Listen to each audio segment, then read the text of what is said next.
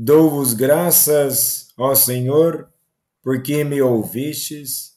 Salmo 117. Um bom dia. Em nome do Pai, do Filho e do Espírito Santo. Amém. Recorramos sempre à poderosa intercessão de Maria Santíssima, nossa Mãe, e de São José, o Justo.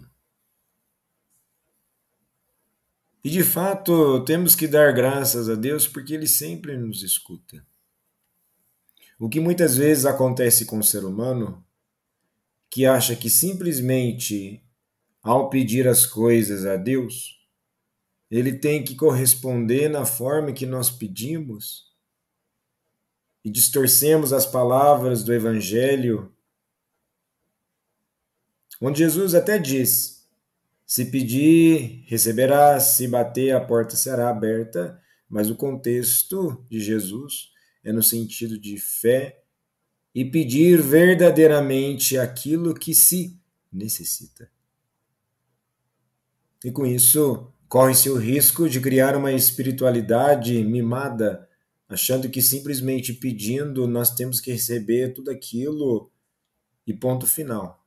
Mas essa não é a lógica de Cristo, muito menos cristã, enfim. Agora, é preciso continuar pedindo. Deus sempre nos ouve, e conforme está no versículo 1 do Salmo, porque eterna é a sua misericórdia. O Senhor é a nossa força.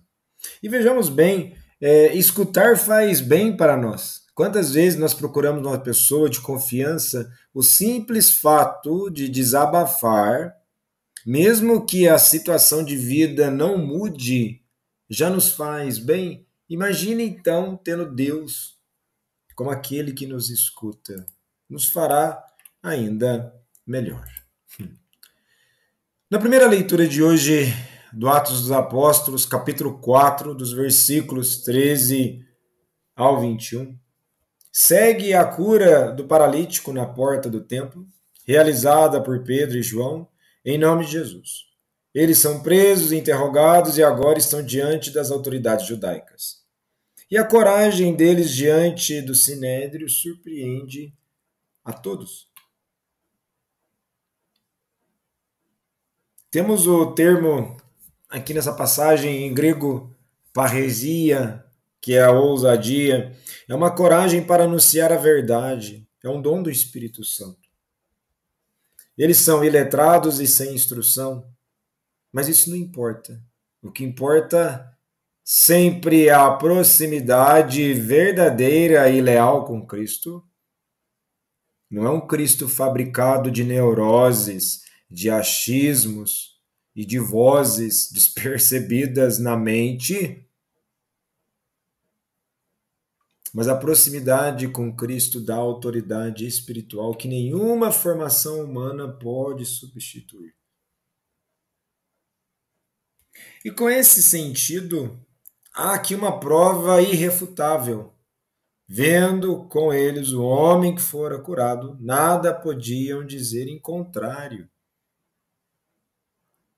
Aquele que estava curado também estava ali, como testemunha viva do milagre. A cura é um sinal incontestável da ação de Deus. O testemunho concreto de uma vida transformada é um argumento poderoso diante da incredulidade. E na sequência da leitura há uma tentativa de abafar a verdade, uma proibição oficial de não se falar sobre Jesus, e a resposta firme de Pedro e João. Julgai vós se é justo diante de Deus obedecer antes a vós do que a Deus, pois nós não podemos deixar de falar sobre o que vimos e ouvimos. E assim, querido irmão e irmã, nós não podemos deixar de falar sobre Jesus. Aquilo que constantemente conseguimos ver de graça em nossas vidas, nós devemos dar testemunho. aquilo que transborda em nossas vidas, naturalmente aparece para as pessoas. E sendo assim, consequentemente, devemos manifestar com nossas vidas o Espírito do ressuscitado. E nesse sentido, o Evangelho de hoje, em Marcos capítulo 16, dos versículos 9 ao 15, faz parte do chamado final longo de Marcos, que muitos estudiosos acreditam ter sido adicionado posteriormente para completar o Evangelho, que originalmente teria terminado no versículo 8, com o túmulo vazio. E aqui no versículo 9 o que temos? Tendo Jesus ressuscitado de manhã, no primeiro dia da semana, apareceu primeiramente a Maria Madalena, da qual tinha expulsado 7 demônios. Jesus ressuscita no domingo de manhã. A primeira pessoa a vê-lo é Maria Madalena, uma mulher transformada pelo amor de Cristo. E os 7 demônios aqui mencionados indicam libertação total e cura profunda. Devemos lembrar que a ressurreição é um sinal da manifestação da misericórdia de Deus em nossas vidas. E tal manifestação é para que de fato sejamos libertos totalmente e que as curas aconteçam em nossas vidas. Pode ser que ainda no dia de hoje precisamos ser curados. Quantas feridas que há dentro de nós, quantas marcas, coisas que ainda nós não nos sentimos bem, que Deus pode nos ajudar a solucionar. E o interessante da leitura de hoje é que Maria, ela comunica a notícia que Jesus está vivo. A primeiro momento, os demais discípulos não acreditam.